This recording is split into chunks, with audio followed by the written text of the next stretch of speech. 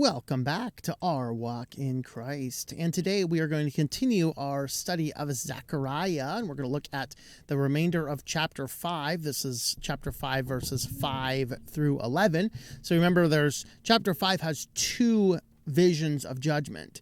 And one of those that we talked about last time was the flying scroll. And this one is the woman in the basket, or the ephah, whatever translation you are looking at here.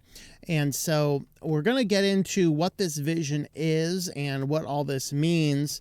And it's one of those really fascinating little visions to see. Also one of those places where the translation from the original Hebrew can be a little shady depending on the translations you're using and what is going on. So we're going to talk about that a little bit as well. Before we get into that, if you want to help support the channel, then you can have a look over at the website, ourwalkinchrist.com. We have our books, our studies, and things like that are all over there. So if you want to have a look at the other things we're doing, particularly the books are beneficial for a lot of people, have a look at those. And that's at ourwalkinchrist.com. And with that, though, we are going to go ahead and get on into this particular vision of the woman in the basket. And so let's go ahead and start in having a look at Zechariah chapter 5 at verse 5. The angel who was speaking with me went out and said, "Lift up now your eyes and see what is going forth." So once again, lift up your eyes, see what is going on. The angel points out this vision to him rather than him seeing it. So that is a little bit distinct. Many of these, he sees something, he says, "What is this?" In this case, the angel says, "Lift up your eyes and look at what you're seeing." And so the vision in this depicts some form of movement, just like the flying scroll. So the flying scroll, remember, was moving around. And in this vision also, we have movement that is being detected. And so it is important to recognize that. So let's get into the actual vision itself, chapter 5, verses 6 and 7. I said, "What is it?" And he said, "This is the ephah going forth." Again, he said, "This is their appearance in all the land. Behold, a lead covering was lifted up, and this is a woman sitting inside the ephah." So let's go ahead and get into some of these words. Depending on your various translations, you might see ephah, you might see measurement, you might see basket. Basket is probably a good description of this, but what this is this was like a measurement in Israel. There were a number of different measurements. There's a cubit, and we have the ephah, and we have just a number of these different measurements. So this measurement here, the significance of using this one is this is the largest of the measurements being used. I want to have a look at what this says. So the NLT uses the word basket. He applied a basket for measuring grain. And so and also, though, I wanted to address that's what the ephah is. It's a basket. It's not just a random basket. It's a specific unit of measure. Remember, Israel had to have true measurements. They had to have volume measurements, kind of like we might have. I have right over here. I got measuring cups, right? So a measuring cups, we have a cup, and we have a half a cup, and a third of a cup, and a quarter cup, and of course this is 59 milliliters and 78.8 milliliters. So this is really what these are. These are measurements. So what's going on here is we're seeing the measurements that are being used in this instance. The next one I want to actually cover here is right in the middle of this verse here. This is their appearance in all the land. That is a really weird translation. This is their appearance in all the land. What does that mean? Again, this is one where, depending on your translation, NASB, my preferred, uses the appearance in all this land. Of course, we use NASB 95 on this channel, and that's not the best translation. King James, I think, does something similar. The best ones actually use are ESV, NIV, and NLT. So NLT in this says, it is a basket of measured grain. It is filled with the sins of everyone throughout the land. And that's what this means. Not this is their appearance in all the land. It basically says inside of this is fullness of the sin we find within the land. The ESV and NIV say this is their iniquity in all the land. So this particular part of the verse means that this is the sin of all of Israel is being measured out. So looking at the various different translations, you can kind of see what is going on there. And that's why I agree with looking at different Bible translations. I think some of them are better than others. There's certainly some places that the NLT really gets wrong a lot. But nevertheless, there are times it does get things a little bit right. I'm not a huge fan of the ESV or the NIV. In this instance, it gets those verses with a lot more clarity than NASB or King James. And so we have to understand sometimes when we get to these difficult translate verses, looking at different ways that's translated is an important thing. Now, it says here that there is this lead covering was lifted up and there's a woman sitting inside. It's a little tiny woman sitting inside. Now, this little tiny woman, like that mustard seed, is going to grow really big. By the end here, we're going to get into that. But what's important here is that this is the largest form of measurement that we have, and it is measuring the sin throughout the land of Israel. And then there is a covering on top of this that it says down here, behold, a lead covering was lifted up, and there inside is sitting a woman. Of course, that woman represents sin. Now, before we get into that, of course, we did mention this is a form of measurement. We said that Israel had to have true measurements. This is the verse, Leviticus 19:36.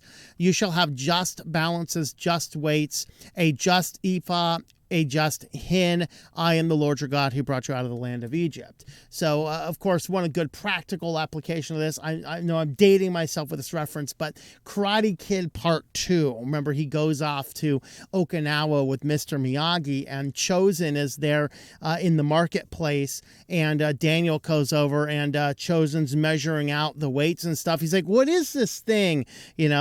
And breaks it in half. And that is a sign of exactly this. This is the problem people had in this time is I want five measurements of broccoli, right? Well, you'd have false measurements on there. So it looks like, you're really getting 8 measurements of broccoli, but only paying for 5 because you don't have just measures. That's what Chosen was doing in that scene in Karate Kid Part 2. He had this unjust measure. It was just something fake made to look like something real. So he was using this to defraud the people. This is exactly what God is telling us not to do. So just to indicate here and illustrate that the ephah is a form of a measurement. Now, the people here in this time became materialistic. Remember, they've been exiled to Babylon. They've been living there for 70 years. It's been 70 fairly good years as far as worldly living is concerned. And they became accustomed to stuff, kind of like us Americans. We're so accustomed to stuff. Many of us have storage units to hold the stuff that we don't have room for in our regular houses. Now, I have a storage unit too, though I'm living in a van right now because I wanted to see the country. And it's great and wonderful, but I have a storage unit which has, when I leave this and go back into a house or an apartment or whatever I get, I have the bed couch situation figured out. I have a good TV that's not connected to the internet doing weird internet-y things. And I got bookshelves and books and extra computers and extra stuff. I got things. In my instance, it's because I'm in the van. But in many cases, Americans just have storage units to fit stuff they don't have room for. And that is a sign of deep materialism. And this is a problem that they have been dealing with. Of course, when we got into Haggai, is this a time for you yourselves to dwell in your paneled houses while this house, meaning the temple, lies desolate? That's Haggai 1:4. So God was rebuking them in Haggai for being materialistic and focusing on their things, not the Spirit of God. And so this is very similar to the time when they became complacent in Egypt. Remember Exodus 16:3, they just come out, they're witnessing actual miracles. People are like, if I just saw a miracle, I'd believe. No, you wouldn't. These were people that actually watched actual miracles. Sons of Israel said, would that we would have died by the Lord's hand in the land of Egypt, when we sat by pots of meat, when we ate bread to the full, for you have brought us out into this wilderness to kill this whole assembly with hunger. This is a group of people that literally watched God fight for them in a pillar of fire, split the Red Sea, walk across, and decimate the entire Egyptian army, which at that time in the world was the most powerful army there was. Not even a couple weeks later, they're complaining, you brought us out here to die. Yeah, the heart of man is desperately wicked. Who can indeed know that? Now, it talks here in this verse that this lead cover was open. Of course, lead is heavy. The lead cover of the basket was open, revealing a woman inside. This is the woman of harlotry. Okay, this little woman inside is the woman of harlotry. She is the temptation of the sins of Israel. So Revelation 17 verses 3 through 7. He carried me away into the spirit into the wilderness, and I saw a woman sitting on a scarlet beast, full of blasphemous names, having 7 heads and 10 horns. The woman was clothed in purple and scarlet, and adorned with gold and precious stones and pearls, having in her hand a gold cup full of admonitions and the unclean things of her immorality, And on her forehead a name was written, a mystery, Babylon the Great, the mother of harlots and the abominations of the earth. And I saw the woman drunk with the blood of the saints, with the blood of the witnesses of Jesus. When I saw her, I wondered greatly, and the angel said to me, why do you wonder? I will tell you the mystery of the woman and of the beast that carries her, which has several heads and 10 horns. That woman described in Babylon is this woman in this little ephah. She just hasn't grown up yet. We're going to get there by the end of the study. You're going to see that. Now in Revelation, the fullness of her sins is revealed, while in Zechariah, it is still in its infancy. In fact, we saw signs of this in Genesis. Remember the covenant between God and Abraham, and God says, I'm going to send you out to be slaves for 400 years, and then I'm going to call you out. Why are you going to go away for 400 years? Because in the 4th generation, Genesis 15:16, the 4th generation, they will return here, being the descendants of Abraham, will return here, for the iniquity of the Amorite is not yet complete. So I'm in this land, you're in this land here. The people in this land are not wicked sinners quite yet. But in 4 generations, they're going to be so wicked, they're going to be sacrificing their babies to the false god Moloch. And really, that's exactly what we saw happen. Is these people, these cultures became so wicked and so evil. You see many unbelievers come out and say, well, look at that evil God. He's just sending people to destroy these innocent people. No, these people were not innocent. They were wholesale slaughtering their infants. Kind of like America today, if you're honest. Okay, but the reality is they were killing them for pleasing the gods to get better things. We're kind of doing the same, aren't we? Whole abortion issue. Now, in light of all of this, though, God sends them away. Well, the iniquity becomes so bad that now God's going to bring back Israel to judge the nations. That is, of course, the Amorites there were in their infancy in their sin, and by the time Israel came back, they were no longer in their infancy in their sin. All right, so let's go ahead and move on here. In Zechariah chapter 5, verse 8. Then he said, this is wickedness. The angel said to Zechariah, this is wickedness. And he threw her down into the middle of the ephah and cast the lead weight on its opening. Oh, look at this wicked woman. The woman is of wickedness. So the angel, having revealed what is inside, now closes and locks the lid. Okay, so the sin here is the full measure of sins, starting with the false measures. So remember Amos 8:5. We did a whole series of Amos. When will the new moon be over, so that we may sell grain, and the Sabbath, that we may open the wheat market, to make a bushel smaller and the shekel bigger, and to cheat with dishonest scales? This is people devising sin in their heart. We're going to see in the Zechariah chapter 7. We're going to see that defrauding people and planning in your heart to defraud people is one of the signs of the wickedness of men. That he's going to talk about that over there in that section, a few studies out from now. But in this case, this is people so desperate to defraud people. Okay, the full measure, they're starting, the full measure of sin starts with these dishonest scales. You do dishonest scales. This is kind of like our current crime situation now. Sure, you don't arrest somebody in New York City. It's like, oh, it's just a $20 pair of shoes. Maybe it should be a $50 pair of shoes, inflation and all that. Especially New York City. Well, we're not going to throw him in jail for that. So you don't even bother pursuing it. He starts with that. Then before you know it, he's getting bolder and bolder in his crime before he ultimately kills somebody. I got news for you. The blood of those people dying by the hands of emboldened criminals is on the hands of the district attorneys who are not prosecuting people for small crimes because they were emboldening them to engage in bigger crimes. It always starts with something small. All sin starts with something small. All instances starts with something small. And then it titillates you. And then you got to get further and further and further. And before you know it, you get to a point where you are so far into sin, you cannot get out. And that is how sin is. Now in verse 9, Zechariah chapter 5, verse 9, I lifted up my eyes and looked, and there were two women coming out with the wind in their wings. They had wings like the wings of a stork, and they lifted the ephah between the earth and the heavens.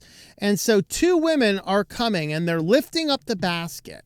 So the women here were depicted as angelic-like, but helping the wicked woman. Thus, they were effectively demons, angelic like, following that. It's very interesting. I just in traveling around the country and stuff, I stopped by the Mothman Museum. Who knew? It's a real thing, right? Of course, this goes back to the 1966, 1967, when the Silver Bridge between Ohio and West Virginia collapsed. And this mysterious angelic-like being was seen for almost a year of interesting sightings, and then all of a sudden this bridge collapses. Was this an angel? Was this a demon? Or was it a sand crane, as some people are suggesting it might have been? You know, significant difference between an angel and a sand crane, I would say. And as a Christian, we have to stop and question the realm of angelic forces. But here's this unknown black being with wings and red eyes that is seen by dozens of otherwise reputable people around town over the course of an entire year, never seen again since the collapse of that bridge. Fascinating thing to stare at and go, it's kind of neat, right? And so that really is something to think about. Well, in this here, we have these angelic type beings with wings flying quickly to take this wicked woman away. They're moving fast. They're flying. In fact, this is kind of interesting here because kind of like a stork or a sand crane, I guess, right? Of course, that is in Leviticus 11, 13 through 19. Have a look at this.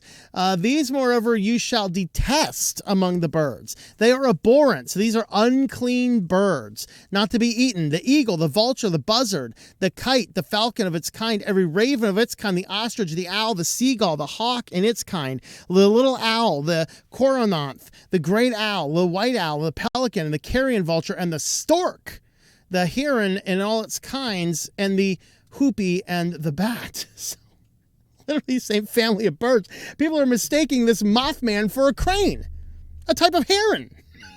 Okay. Very interesting. To stop and ponder this for a little bit longer. But they help to take the basket away. They come in, these unclean angelic type beings. They're flying. In fact, that's is that not the description they use? Flying like a stork. Let me have a look. Let's see, verse 9. Yeah, they're coming out like the wings of a stork. Like the wings of a stork. Isn't that interesting? Very, very fascinating. Very fascinating, which is an unclean bird. And they're coming to take the basket away. In the last couple of verses, we see where they're going. Zechariah chapter 5, verses 10 and 11. I said to the angel who was speaking with me, where are they taking the ephah? Then he said to me, to build a temple for her in the land of Shinar, And when it is prepared, she will be set there on her pedestal. So where are they going? The land of Shinar. Oh, that's Babylon. Yeah, that's Babylon. Genesis 10:10. The beginnings of his kingdom was Babel and Erech and Akkad and Calner in the land of Shinar. So this is the woman going to Babylon. They are taking the sinful woman to set her up as an altar in the city of Babylon. Zechariah asks, where are they going? Answer, the angel responds, they're going to Shinar. That is the same as Babylon. This is the same Babylon where the people were exiled to. All right, remember in Daniel 1:2, the Lord God gave Jehoiakim, king of Judah, to his hand, along with some of the vessels of the house of God, and brought them into the land of Shinar to the house of his God, and he brought vessels into the treasury of his God. And so we see here that it's going to Shinar, the very place that these people were exiled to, and now they are returning, receiving a message that the woman of sin is going to Shinar, the very place where they were at.